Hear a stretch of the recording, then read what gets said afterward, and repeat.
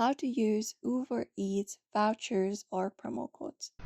To use Uber Eats vouchers or promo codes, first of all, you may just head over the application and while checking out, you can add them to your uh, order. You can apply the promo code or voucher.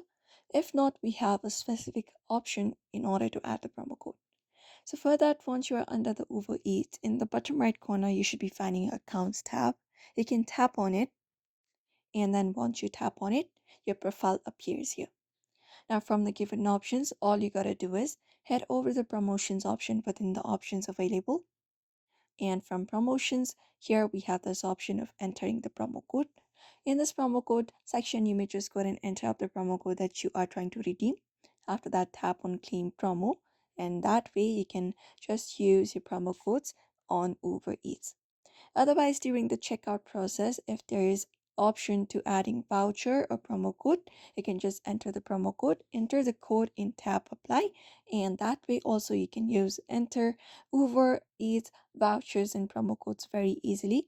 So therefore, that's it for today's video. I hope this video was helpful. Give it a thumbs up and subscribe for more tips and tutorials.